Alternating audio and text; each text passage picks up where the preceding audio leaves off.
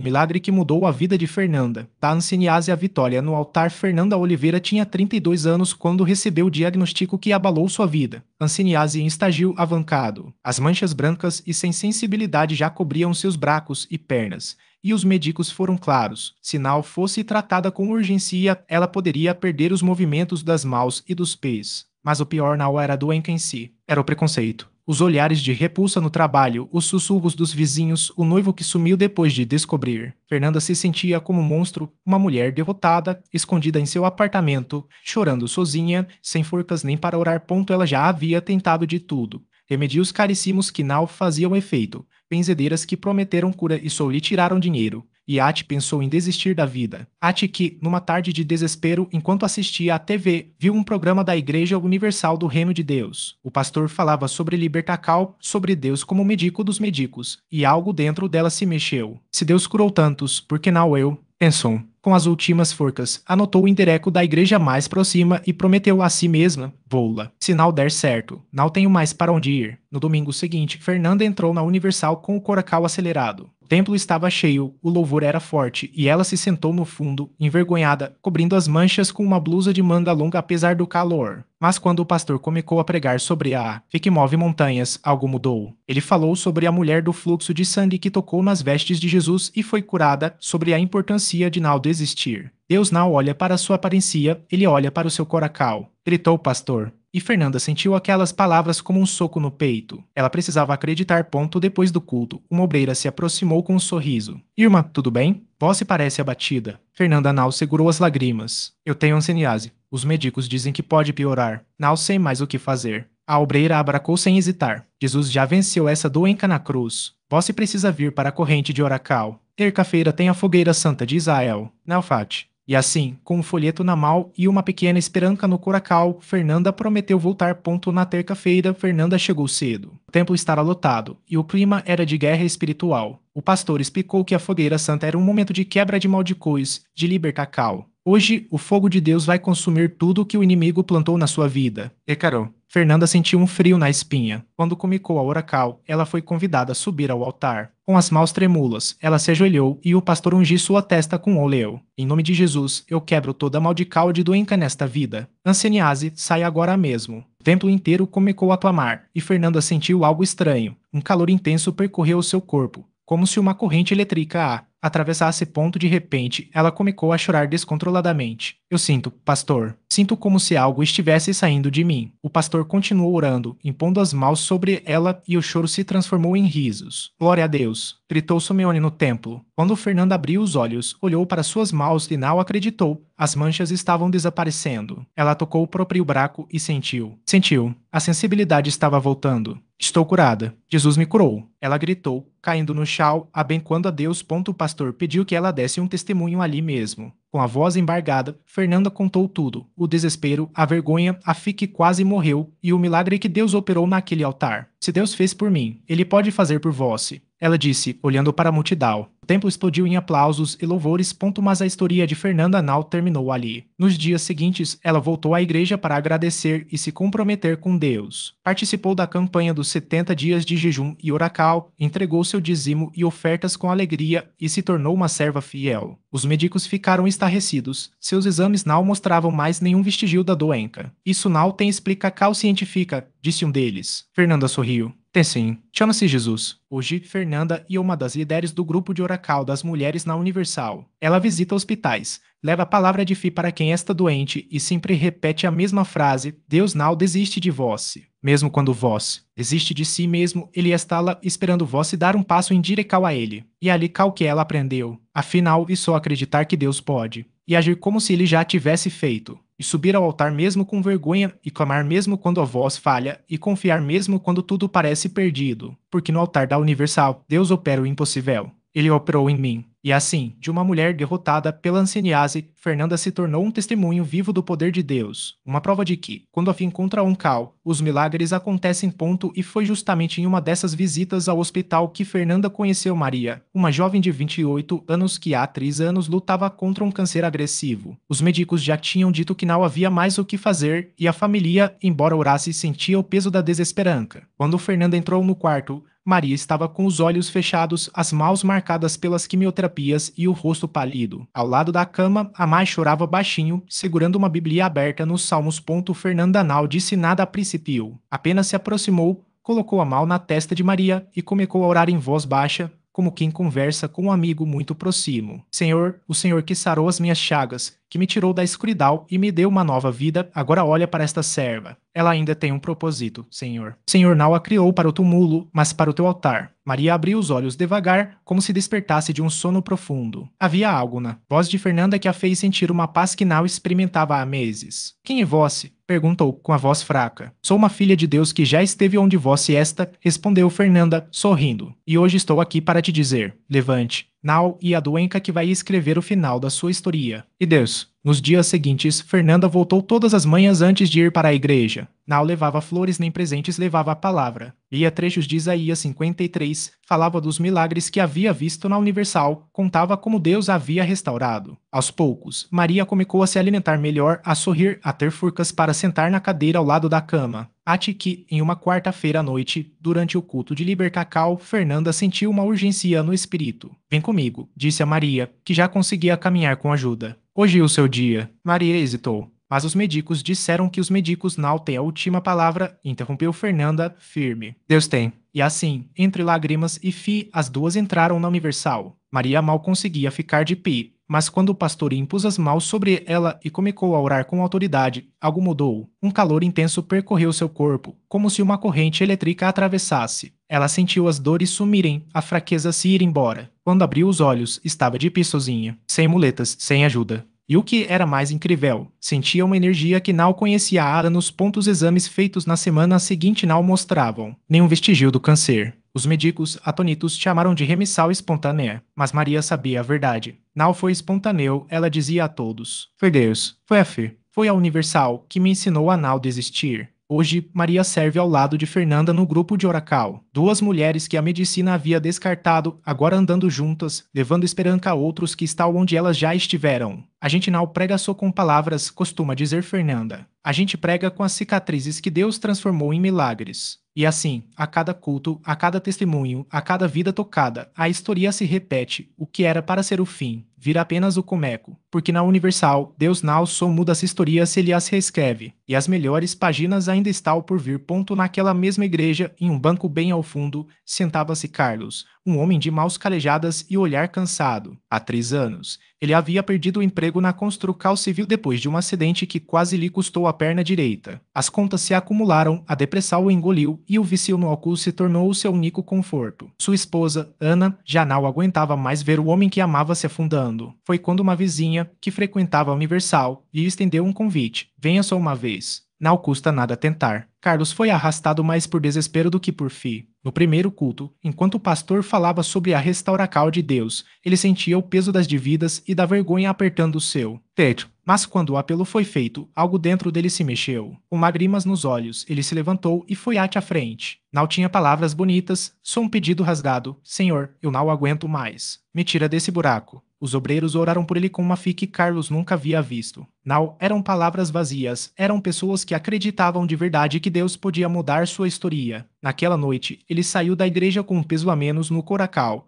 mas ainda sem saber como tudo aquilo iria se resolver. Uma semana depois, enquanto arrumavam os papéis velhos em casa, Carlos encontrou um comprovante esquecido, um seguro do tempo em que ainda trabalhava, que cobria acidentes como o dele. Ele nunca havia dado entrada no processo por achar que não adiantaria nada, mas dessa vez, com um fio de esperança, procurou um advogado indicado por um irmão da igreja. Em menos de um mês, o valor foi liberado o suficiente para quitar as dívidas mais urgentes e a te sobrar para um curso de encanador, área que ele sempre teve jeito. Mas o maior milagre não foi o dinheiro. Foi ver Ana sorrir novamente. Foi acordar de manhã sem a vontade de afogar a dor na garrafa. Foi sentir que, aos 48 anos, sua vida não havia acabado, estava apenas começando de outro jeito. Agora, toda quarta-feira, Carlos está lá na Universal, não mais no banco de trás, mas na frente, ajudando outros homens que chegam quebrados como ele chegou. Eu não tenho diploma de teologia, não sei falar bonito, ele costuma dizer. Mas sei de uma coisa, se Deus mudou minha vida, Ele pode mudar a de qualquer um. Basta dar o primeiro passo. E assim, entre Maria, Fernanda e Carlos, a igreja seguia cheia daqueles que a medicina, a sociedade ou arte eles mesmos tinham desistido. Mas ali, entre louvores e oracões, eles descobriam que Deus não desiste de ninguém. Cada testemunho era uma prova de que, onde o mundo via um ponto final, ele colocava uma vírgula. Porque na Universal, os milagres não são esse calçal a regra. E toda semana,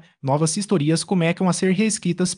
Na mesma semana em que Carlos deu seu testemunho pela primeira vez, uma mulher chamada Ana entrou na igreja arrastando os pés, como se cada passo pesasse uma tonelada. Ela tinha 38 anos, mas parecia 10 mais velha. Os olhos inchados, as mãos trêmulas e um cheiro de álcool que não dava para esconder. Havia anos que Ana vivia nas ruas, dormindo em bancos de praca ou abrigos quando tinha sorte. As pessoas passavam por ela como se fosse um fantasma, alguns com nojo, outros com pena, mas ninguém parava a pontuar que, naquela manhã, uma irmã da igreja viu sentada na calcada em frente ao templo, abracando os joelhos como uma criança assustada. Em vez de virar o rosto, a irmã se aproximou, ajoelhou-se ao lado dela e disse apenas: "Vem, minha filha. Hoje é o seu dia." Ana não acreditou, mas algo na voz daquela mulher, talvez a falta de julgamento, talvez a mão estendida sem medo, fez com que ela se levantasse.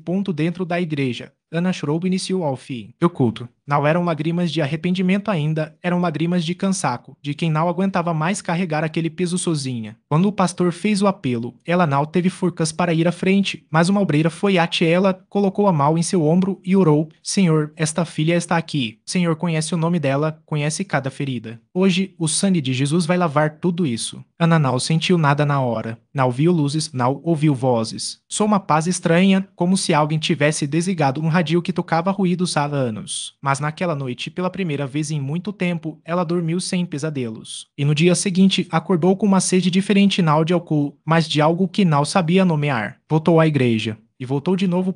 3 meses depois, Ana estava de pé no púlpito, com um vestido simples mas limpo, o cabelo penteado, as mãos firmes. "Eu não sei explicar como Deus tirou de mim o vício que me destruía," ela disse, a voz quebrando. "Só sei que um dia eu acordei e não quis mais beber. Não foi força de vontade, foi ele. Porque se dependesse de mim, eu já estaria morta." A plateia aplaudiu, muito chorando. Entre eles, uma mulher que Ana não conhecia, mas que se identificou. Era a mãe dela, que há 5 anos não tinha notícias da filha e havia vindo à igreja depois de sonhar com Ana 3 noites seguidas. Enquanto as duas se abraçavam no meio do templo, o pastor sorriu e disse: "Isso aqui não é coincidência, não. E Deus reconstruindo famílias, restaurando sonhos." O inimigo roubou muito de vozes, mas hoje ele está perdendo tudo de volta. E assim, como Carlos, como Maria e Fernanda, Ana se tornou mais uma prova de que na Universal, as historias não terminam onde o mundo diz que devem terminar. Ali, até os escombros viravam alicerces. Porque quando Deus começa a escrever, ele não usa ponto a cal, só milagres. E cada vida transformada era uma nova página desse livro que nunca para de ser escrito. Naquela mesma noite, enquanto Ana e sua mãe ainda se abraçavam entre lágrimas, uma senhora de cabelos grisalhos se levantou no fundo do templo. Era Dona Clara, uma fiel que há anos orava por sua família dividida. Ela seguiu ante o altar com passos firmes, mas o coracal acelerado, carregando uma foto amarelada de seu filho, Pedro, que há 10 anos tinha se afastado de Deus e da família depois de uma briga feia. "Pastor, eu não aguento mais chorar sozinha," disse ela com a voz embargada, mostrando a foto. "Meu filho sumiu, ninguém sabe onde está. Eu sou o Peco que, se Deus me ouvir hoje, que ele traga Pedro de volta, mesmo que seja só para eu ver seu rosto uma última vez." O pastor segurou a foto, olhou para a congregação e falou com uma convicção que arrepiou até os mais céticos: "Dona Clara, Deus não só vai trazer seu filho de volta, como vai restaurá-lo melhor do que ele jamais foi. Hoje não, e dia de última vez, e dia de novo." Com mal ele terminou a frase, a porta da igreja se abriu com estrondo. Todos viraram a cabeça e viram um homem alto, de barba por fazer, parado na entrada, como se não soubesse se devia entrar ou correr. "É Pedro." Seu olhar vagou pelo templo ate encontrar o da mãe. Dona Clara não acreditou. Ela segurou a cadeira à sua frente, temendo que fosse uma alucinação, ate que Pedro começou a caminhar em sua direção, tropecando nas próprias pernas. Mas foi tudo o que ele conseguiu dizer antes de cair de joelhos aos pés dela. O templo explodiu em glórias. Pedro contou, entre solucos, que havia sido levado ate ali por um homem que encontrou na rua, um desconhecido que lhe disse: "Você precisa ir para a Universal hoje. Sua mãe está te esperando." Ele não sabia explicar como, mas sentiu uma força tão grande que o arrastou até ali. como se mãos invisíveis o guiassem. Enquanto o pastor orava por eles, outra mulher no meio da multidão começou a gritar: meu marido está aqui. Era Luciana, casada havia 15 anos com Ricardo, um homem que, depois de perder o emprego, mergulhou no álcool e sumiu de casa há 3 meses. Ela tinha vindo à igreja pela primeira vez naquela noite, desesperada, depois de uma amiga insistir: vai lá, Irmã. Deus está fazendo coisas grandes hoje. E de fato, no mesmo instante em que Luciana gritou, Ricardo surgiu atrás dela, pálido, com roupas surradas, mas com os olhos brilhando de uma maneira que ela não via há anos. Eu não bebi nada hoje, disse ele, como se não acreditasse. Acordei numa calcada, com uma dor no peito que parecia que ia me matar. Aí o homem parou o carro e me falou: na Universal tem alguém orando por vós. Eu não tinha dinheiro. Não tinha forca, mas algo me empurrou até aqui. O pastor sorriu, olhando para aquelas vidas sendo costuradas de volta pelo poder de Deus. Vejam só, irmãos. O inimigo pensou que tinha ganhado, que essas famílias estavam destruídas. Mas Deus não trabalha com restos, ele trabalha com recomecos. Cada pessoa aqui hoje é uma prova de que, quando a gente entrega os cacos nas mãos dele, ele devolve um vasilhame novo e assim, naquela noite, a igreja virou um rio de milagres. Pessoas que chegaram quebradas saíram restauradas. Quem entrou sozinho saiu de mãos dadas com quem amava. E até aqueles que só tinham vindo por curiosidade sentiram algo mexer dentro deles, como se uma voz sussurrasse: você também pode ser livre. Você também pode começar de novo, porque na Universal não existe caso perdido. Existe só Deus, que não desiste de ninguém. E quando ele decide escrever uma história, não há ponto a cal que segure seu amor, sua vida sendo transformadas. Página após página, milagre após milagre. Naquela mesma noite, enquanto as últimas notas do hino de gratidão ainda ecoavam no templo, uma mulher chamada Marisa, que havia chegado arrastando o peso de uma depressão que durava anos, sentiu algo diferente. Ela tinha entrado na igreja quase por acaso, depois de ver um convite no ônibus, mas agora, enquanto olhava para o altar, as lágrimas escorriam sem parar. Não eram lágrimas de dor, mas de alívio, como se uma carga invisível tivesse sido tirada de suas costas. Ela não sabia explicar, mas sentia que, naquele lugar, Deus tinha ouvido o seu grito mudo. E não foi só ela. Do outro lado do templo, um jovem chamado Lucas, que havia se envolvido com drogas e já tinha sido abandonado pela família, levantou as mãos pela primeira vez na vida. Ele não sabia orar direito, mas as palavras saíram sozinhas: Senhor, se o Senhor existe, me ajuda. E ali, entre lágrimas e suor, ele sentiu uma paz que nunca havia conhecido. Enquanto isso, no fundo da igreja, um casal que estava à beira do divórcio se abracou forte. Eles tinham chegado brigando, mas depois da palavra, algo mudou. Era como se Deus tivesse colocado um espelho na frente deles, mostrando que o amor ainda valia a pena. E quando o pastor chamou todos para a oração final, eles se ajoelharam juntos, pedindo forcas para recomeçar. Foram cenas como essas que fizeram com que aquela noite não fosse apenas mais um culto, mas um marco na vida daqueles que estavam ali. Porque na Universal, Deus não faz meia obra. Ele não só curador, como enche o coração de propósito. E assim, enquanto as pessoas saiam do templo, muitas já sabiam. Aquelas paredes não guardavam só memorias, mas milagres que ainda estavam por vir. E o melhor de tudo, aquela não seria a última noite assim. Porque onde há fé, Deus sempre tem mais uma surpresa. Sempre tem mais uma vida para transformar. Sempre tem mais um recomeço para escrever. O milagre que não terminou no altar naquela noite. Enquanto os últimos fiéis deixavam o templo, um casal permanecia ajoelhado nos bancos da frente. Era ele, um homem de mãos calejadas pela luta, e ela, uma mulher cujos olhos já não choravam de tristeza, mas de gratidão. Há meses, eles haviam chegado ali arrasados, ele, viciado em álcool. Ela, com o coração partido pela tracal e pela sensação de que tudo estava perdido. Mas naquela noite, algo mudou. Não foi um raio do céu, nem uma voz trovejante. Foi o silêncio que veio depois da oracal, quando ele, com lágrimas nos olhos, quebrou a garrafa escondida no bolso e disse: chega. Deus me deu outra chance e eu não vou desperdicar. Os dias que se seguiram não foram fáceis. Houveram recaídas, noites de dúvida, momentos em que o passado batia a porta como um credor implacável. Mas eles voltavam, sempre voltavam.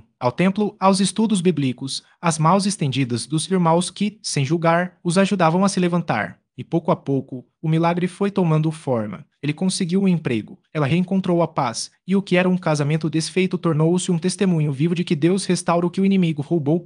Anos depois, era deles a voz que acolhia os novos que chegavam ao templo com a mesma dor que um dia os consumiu. Se Deus fez por nos, ele fará por vossos, diziam, enquanto seguiam distribuindo não só palavras, mas esperando em forma de acoiço um prato de comida, um abraço apertado, uma oracal sincera. A reflexão que fica o milagre não foi apenas a cura do vício ou a reconciliação do casal, Foi a descoberta de que Deus não nos salva para nos deixar onde estávamos, mas para nos levar a um lugar que nem sonhávamos. Às vezes, o maior sinal dele não e o que muda de repente, mas o que se transforma devagar, como a semente que rompe a terra sem fazer barulho, mas que um dia se torna uma árvore frondosa ponto ao final e um passe de mágica, e uma semente que exigirá suas lágrimas como chuva, seu suor como adubo e sua paciência como sol. Mas se vós não desistir, chegar o dia em que olhara para trás e vera que, em cada queda, Deus estava cavando fundacões para algo maior. O recomeço now e o fim da história e o primeiro capítulo da melhor parte dela.